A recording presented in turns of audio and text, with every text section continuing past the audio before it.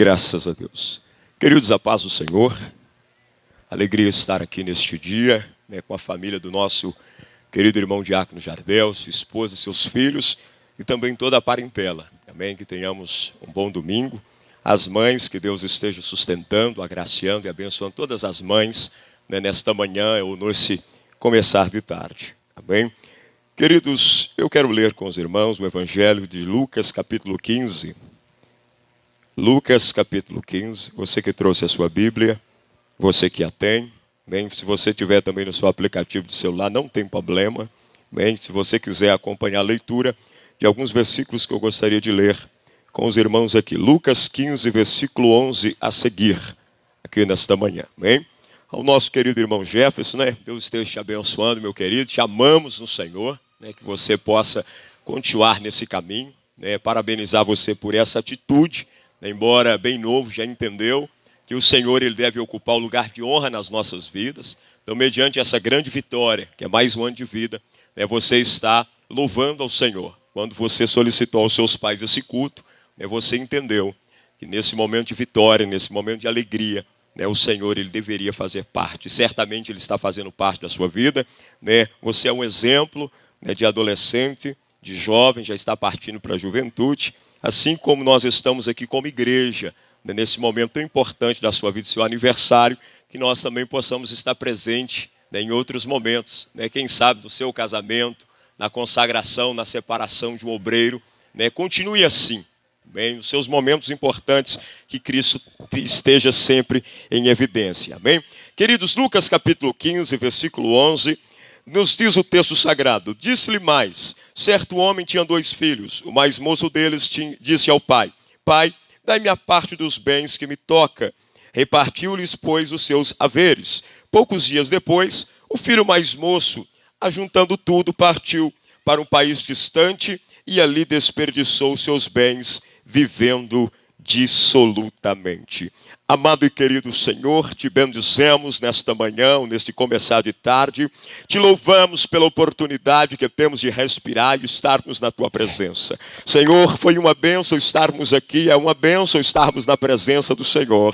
Haja visto que o Senhor ministrou corações pelos louvores, nas saudações e oportunidades e comentários que aqui o Senhor direcionou aos teus servos para compartilhar nesta hora. Pedimos ao Senhor que o Senhor continue falando conosco nesta hora. Senhor, pelo poder da eficácia da palavra, alimenta a nossa vida, pois o Senhor tem um lugar especial no nosso meio.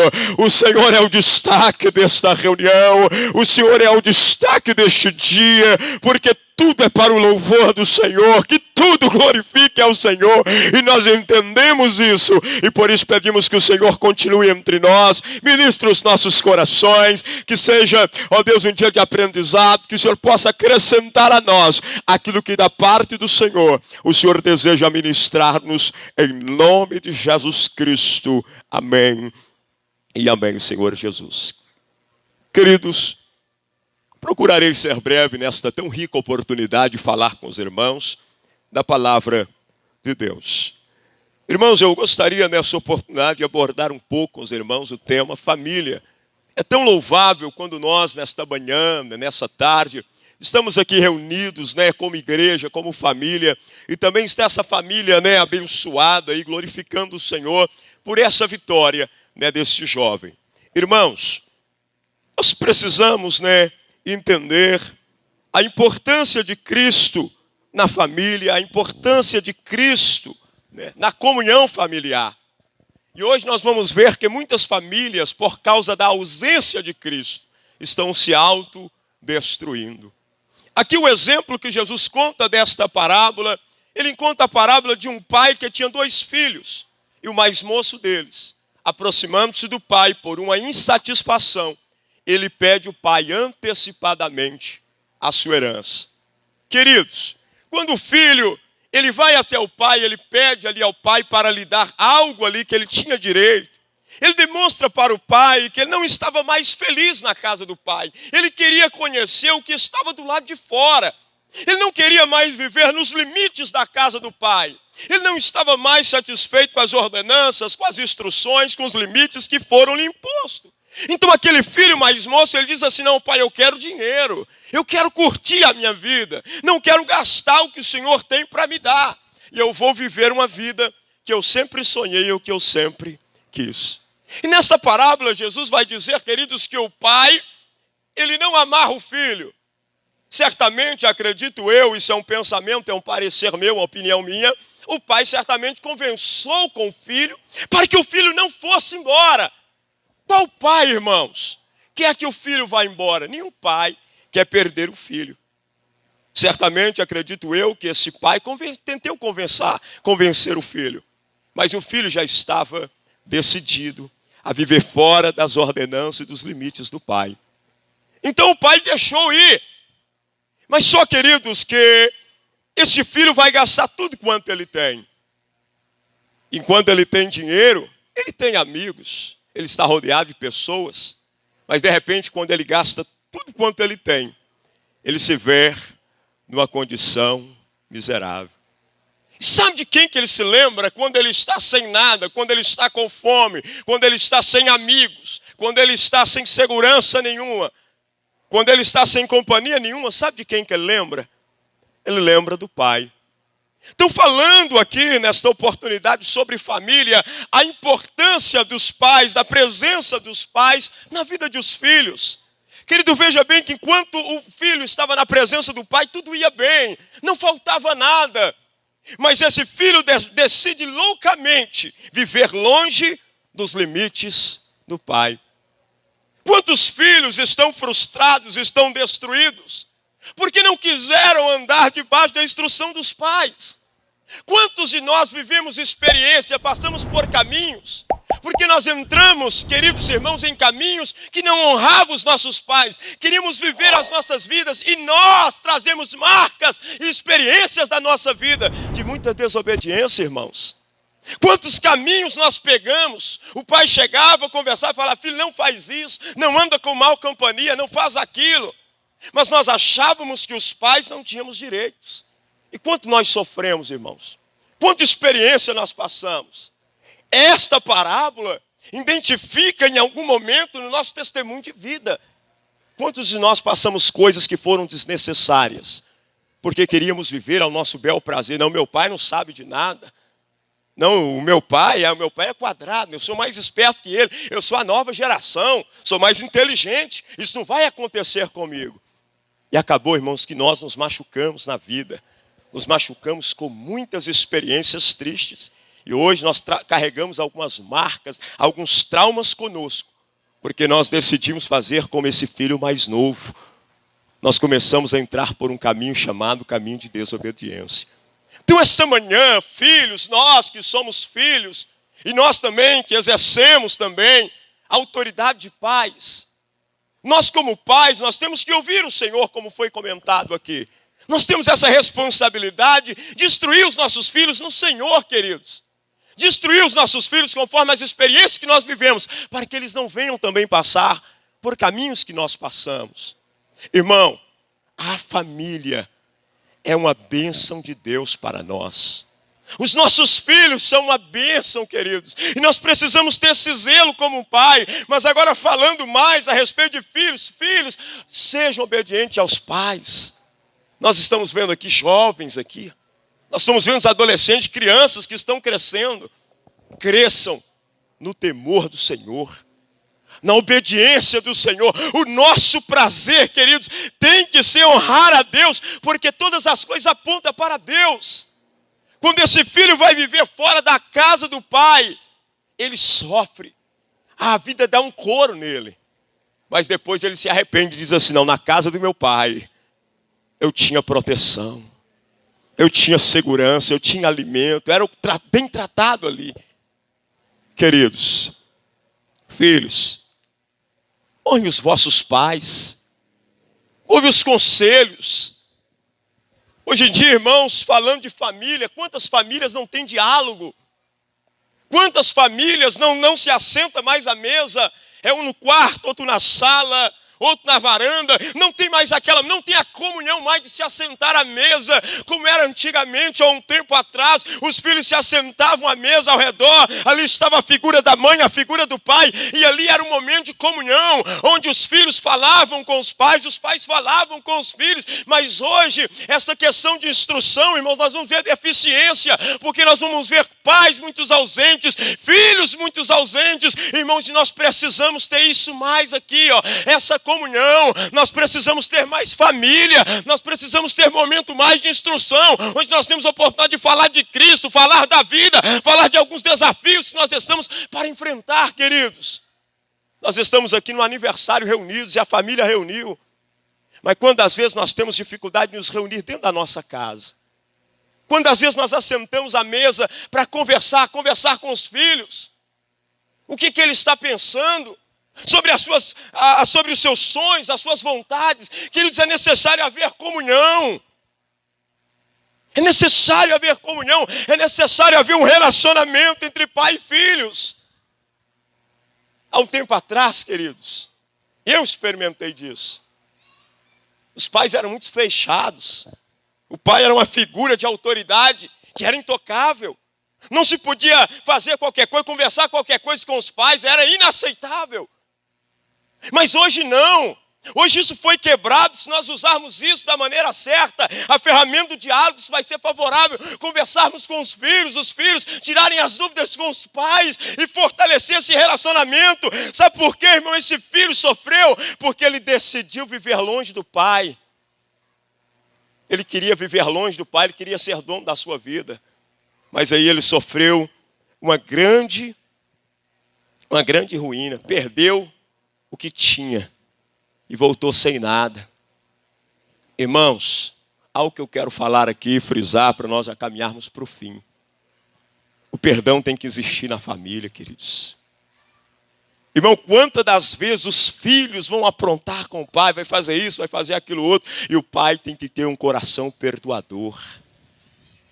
Perdoar, irmão, não é aceitar o erro, é às vezes também corrigir. Mas quantas das vezes nos lares estão assim, não há mais relacionamento, não há troca mais de palavras.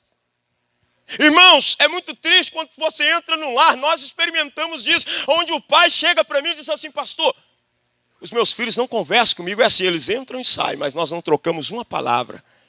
Sabe quando nós trocamos uma palavra? Quando eles estão precisando de dinheiro, de alguma coisa. Irmãos, as famílias estão em ruínas. Onde está Cristo nos lares? Onde está a comunhão? Onde está o perdão? Onde está o amor? Às vezes os filhos trazem traumas, porque acharam que apanharam demais, desnecessariamente, e se revoltam ali na idade adulta contra os pais. Mas, irmão, a vara é necessária para nós aprendermos os limites da vida. Então, para fechar essa palavra, queridos, esse filho voltou para casa. Quando ele voltou, o pai o recebeu com amor, perdoou. Queridos, você filho, você tem alegrado o coração do seu pai? Vamos deixar aqui uma reflexão para nós. Como está sendo filho, você como filho, nós somos filhos. Como está sendo a sua conduta com seus pais, o relacionamento com a sua mãe? Está tudo bem na sua casa? Está tudo bem com a sua família? E agora nós queremos trazer para o âmbito espiritual. Como está o seu relacionamento com o Pai eterno? Com Deus? Salmo 90, versículo 12, a Bíblia diz assim: Senhor, Salmo de Moisés, ensina-nos a contar os nossos dias, até que alcancemos um coração sábio. Jefferson fez essa escolha, ainda bem novo, já alcançou um coração sábio, porque ele já se entregou a Cristo, ele decidiu por Cristo. E quantas das vezes nós vamos ver pessoas vivendo sem Cristo, a vida dando um couro nele, e ele não entendeu que ele precisa viver ao lado do Pai, na casa do Pai, com relacionamento com Deus. Quantas vezes ele apanha, faz coisas, e ele não entendeu que ele precisa de Cristo, ele precisa de Deus. E o Jefferson, tão novo, entendeu. Cristo se revelou a ele, e ele alcançou um coração sábio. E ele entendeu, irmãos, que não vale a pena viver nessa vida, se for para viver simplesmente para esta vida, ou para nós mesmos. A vida tem um sentido, irmão, aponta a eternidade. Aqui nós fazemos a nossa escolha. Você já escolheu, você já se decidiu, querido. Ah, querido, que esse dia seja uma oportunidade onde nós possamos, irmãos, alcançar ainda mais sabedoria, onde nós possamos estar decidindo a nossa eternidade com Deus, decidindo a nossa eternidade com Cristo. O Jefferson já se decidiu e tem muitos aqui que já se decidiram. Decida hoje, querido. Entenda o propósito da vida aqui esta tarde. Cristo.